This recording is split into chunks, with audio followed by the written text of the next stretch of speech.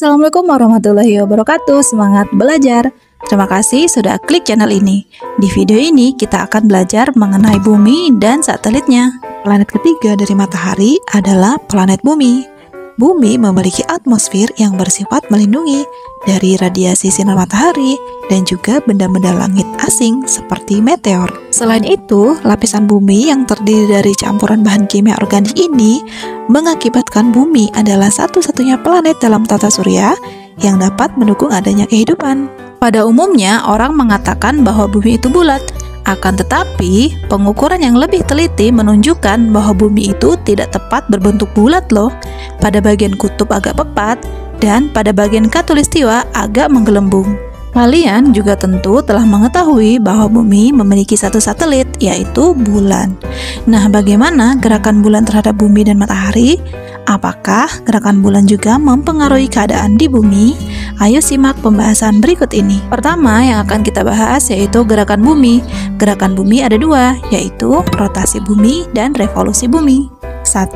Rotasi bumi. Rotasi adalah berputarnya bumi pada porosnya. Waktu yang diperlukan bumi untuk sekali berputar pada porosnya yaitu 23 jam 56 menit 4 detik. Dibulatkan menjadi 24 jam atau yang dikenal juga dengan satu hari. Meskipun bumi berputar pada porosnya, kita tidak bisa merasakan apalagi ikut berputar karena adanya gaya gravitasi bumi. Gravitasi bumi mengakibatkan terjadinya hal-hal berikut. Peristiwa siang dan malam. Bumi mendapat sinar dari matahari. Setengah dari permukaan bumi secara berganti-ganti menghadap ke matahari. Bagian bumi yang menghadap ke matahari terjadi siang dan bagian lainnya terjadi malam. Perbedaan waktu. Adanya rotasi bumi menyebabkan adanya perbedaan waktu di bumi. Perbedaan waktu antara satu tempat dengan tempat lain berdasarkan garis bujur tempat tersebut. Berdasarkan hal tersebut, bumi dibagi menjadi 24 daerah waktu. Dan setiap daerah besarnya 15 derajat. Indonesia memiliki 3 pembagian waktu, yaitu WIB, WITA, dan WIT. Masing-masing dari waktu ini memiliki selisih, seperti pada gambar berikut ini. Peredaran semu harian benda-benda langit.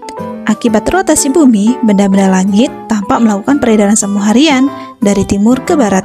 Misalnya matahari, yang seolah-olah terbit dari timur dan tenggelam ke sebelah barat. Pembelokan arah angin. Angin bergerak dari daerah subtropis menuju daerah minimum khatulistiwa.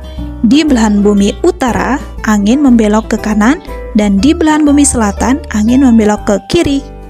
2. Revolusi bumi.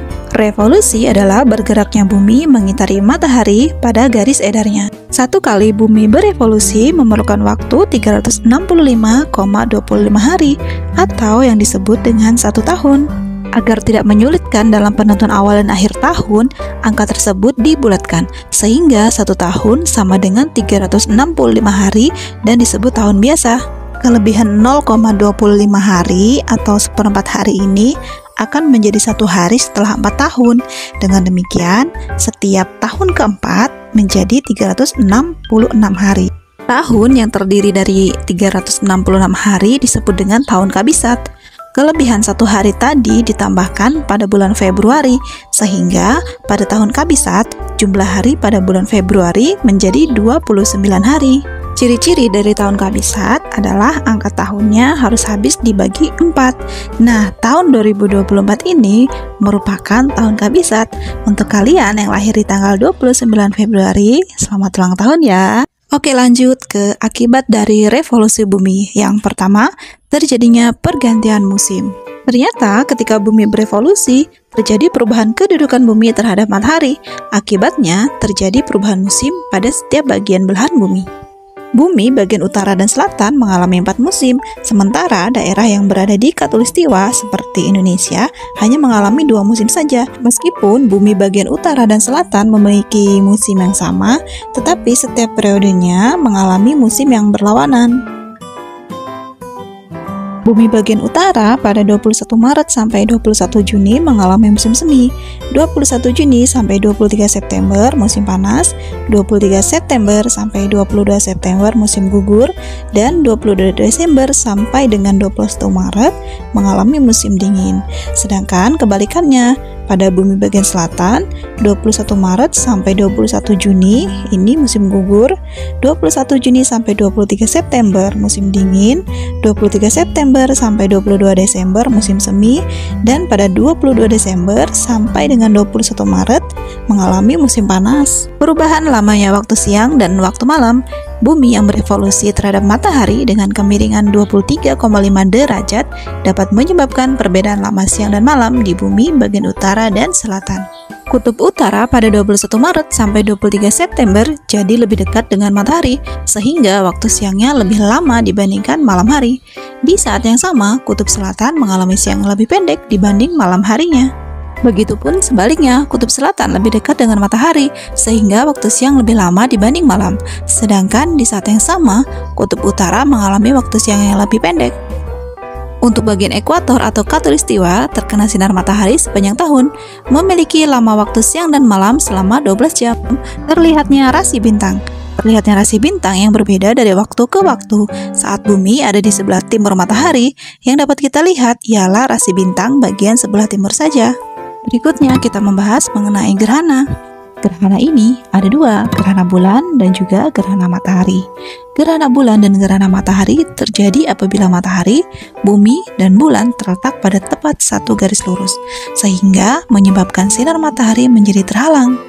Terhalangnya sinar matahari itu dapat disebabkan oleh letak bumi atau bulan yang berada di tengah. Yang pertama, gerhana bulan. Nah, pada gerhana bulan ini, posisi bumi di antara matahari dan juga bulan. Karena matahari memiliki lingkaran yang lebih besar jika dibandingkan dengan bumi atau bulan, oleh karena itu, bayang-bayang bumi ataupun bulan berbentuk kerucut. Kerucut bayang-bayang gelap disebut dengan umbra. Di sekitar umbra terdapat bayang-bayang yang tidak terlalu gelap, disebut dengan penumbra. Saat bulan melewati daerah penumbra, gerhana yang terjadi adalah gerhana bulan sebagian. Saat bulan masuk daerah umbra, gerhana yang terjadi adalah gerhana bulan total. Gerhana matahari. Pada saat itu, posisi bulan di antara matahari dan bumi, sehingga bulan menghalangi sinar matahari untuk sampai ke bumi. Pada gerhana matahari, penumbra dan umbra yang terbentuk oleh bulan jauh lebih kecil dibandingkan dengan penumbra dan umbra yang terbentuk oleh bumi. Oleh karena itu, daerah penumbra dan umbra yang terjadi pun lebih sempit. Meskipun sempit, jika daerah penumbra dan umbra sampai ke permukaan bumi, maka terjadilah gerhana matahari sebagian atau total.